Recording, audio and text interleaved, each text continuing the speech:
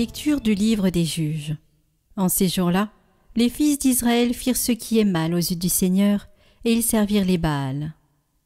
Ils abandonnèrent le Seigneur, le Dieu de leur père, qui les avait fait sortir du pays d'Égypte, et ils suivirent d'autres dieux parmi ceux des peuples d'alentour.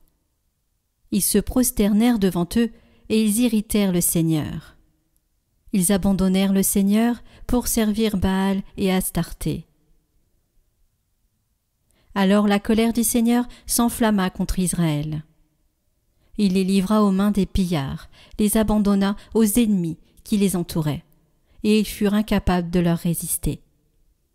Dans toute leur expédition, la main du Seigneur était contre eux, pour leur malheur, comme il le leur avait dit, comme il en avait fait serment.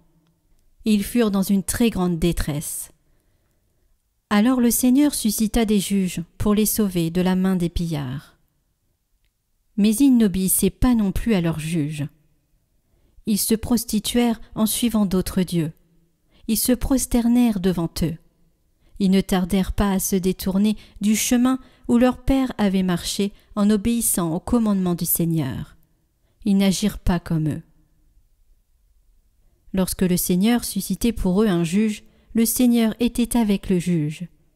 Et il les sauvait de la main de leurs ennemis aussi longtemps que le juge était en vie. Car le Seigneur se laissait émouvoir quand ils gémissaient sous la violence de leurs propres oppresseurs. Mais quand le juge était mort, ils recommencèrent et poussaient la corruption plus loin que leur père. Ils suivaient d'autres dieux, les servaient et se prosternaient devant eux. Ils ne renonçaient en rien à leurs pratiques ni à leur conduite obstinée.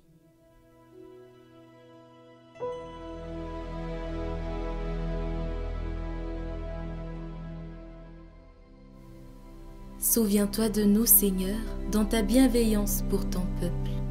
Avec nos pères, nous avons péché, nous avons failli et renié. Ils vont se mêler aux païens, ils apprennent leur manière d'agir. Alors ils servent leurs idoles, et pour eux, c'était un piège. Ils offrent leurs fils et leurs filles en sacrifice aux démons. De telles pratiques les souillent, ils se prostituent par de telles actions.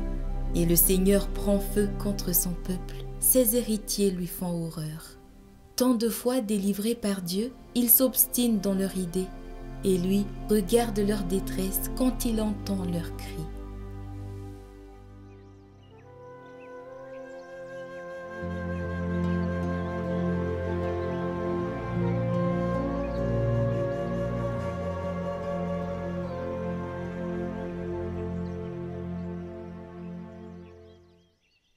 Évangile de Jésus-Christ selon saint Matthieu. En ce temps-là, voici que quelqu'un s'approcha de Jésus et lui dit : « Maître, que dois-je faire de bon pour avoir la vie éternelle ?» Jésus lui dit : « Pourquoi m'interroges-tu sur ce qui est bon ? Celui qui est bon, c'est Dieu, et lui seul. Si tu veux entrer dans la vie, observe les commandements. » Il lui dit : « Lesquels ? » Jésus reprit : « Tu ne commettras pas de meurtre, tu ne commettras pas d'adultère, tu ne commettras pas de vol, tu ne porteras pas de faux témoignages, honore ton père et ta mère, et aussi, tu aimeras ton prochain comme toi-même. » Le jeune homme lui dit : « Tout cela, je l'ai observé. Que me manque-t-il encore ?» Jésus lui répondit : « Si tu veux être parfait, va. Vends ce que tu possèdes, donne-le aux pauvres, et tu auras un trésor dans les cieux. Puis viens, suis-moi. » À ces mots, le jeune homme s'en alla tout triste, car il avait de grands biens.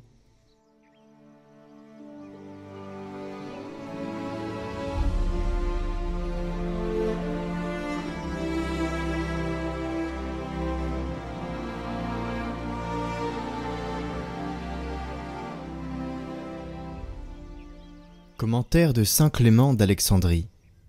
Ce jeune homme sent bien que si rien ne manque à sa vertu, la vie lui fait encore défaut. C'est pourquoi il vient la demander à celui-là, seul qui peut l'accorder. Il est sûr d'être en règle avec la loi. Cependant, il implore le Fils de Dieu. D'une fois, il passe à une autre foi. Les amarres de la loi le défendaient mal du roulis. Inquiet, il quitte ce mouillage dangereux et vient jeter l'ancre au port du Sauveur. Jésus ne lui reproche pas d'avoir manqué à quelques articles de la loi, mais il se met à l'aimer, tout simplement, ému par cette application de bon élève. Toutefois, il le déclare encore imparfait. Il est bon ouvrier de la loi, mais paresseux pour la vie éternelle. C'est déjà bien, sans aucun doute. La Sainte Loi est comme un pédagogue qui instruit par la crainte et achemine vers les commandements sublimes de Jésus et vers sa grâce. Jésus est la plénitude de la loi pour justifier tous ceux qui croient en lui. Il n'est pas un esclave fabricant d'esclaves, mais il donne les qualités de fils, frère, co-héritier à tous ceux qui accomplissent la volonté du Père. Ce mot, si tu veux, montre admirablement la liberté du jeune homme. Il ne tient qu'à lui de choisir. Il est le maître de sa décision. Mais c'est Dieu qui donne, parce que il est le Seigneur. Il donne à tous ceux qui désirent et emploient toute leur ardeur et prient, afin que le salut soit leur propre choix. Ennemi de la violence, Dieu ne contraint personne, mais il tend la grâce à ceux qui la cherchent, l'offre à ceux qui la demandent, ouvre à ceux qui frappent. Nous aussi, il nous arrive de ressembler à ce jeune homme. Nous avons l'impression d'être en règle, nous allons à la messe, nous prions, nous essayons d'être justes dans nos relations, du mieux que nous pouvons, et pourtant il manque parfois ce saut vers la vie véritable. Comme lui, nous sommes de bons ouvriers de la loi, mais paresseux pour la vie éternelle. Qu'est-ce que cela veut dire? Eh bien, nous remplissons les obligations visibles, mais notre cœur n'est pas toujours prêt à tout lâcher pour suivre le Christ et ses commandements de l'amour, la charité envers les autres. Nous voulons bien que Dieu fasse partie de notre vie, mais pas qu'il en prenne le contrôle total. Faudrait pas quand même pousser le bouchon trop loin. Or, Jésus ne cherche pas seulement des pratiquants, mais des disciples qui osent lâcher les amarres et quitter le port sûr de nos habitudes pour se livrer entièrement à sa grâce. Le danger, c'est de s'illusionner, croire que tout va bien parce que nous faisons rien de mal. Alors que la question n'est pas seulement d'éviter le mal, mais de brûler pour le bien, de vivre pour Dieu comme un enfant qui n'a pas de réserve dans son amour. C'est ça l'objectif, être à l'image de Dieu. Donne Seigneur, donne le salut, donne Seigneur, donne la victoire, relève-nous d'entre les morts, par Jésus notre Sauveur. Voici le jour que fit le Seigneur, qu'il soit pour vous jour de fête et de joie. Louange à Dieu, car il est bon.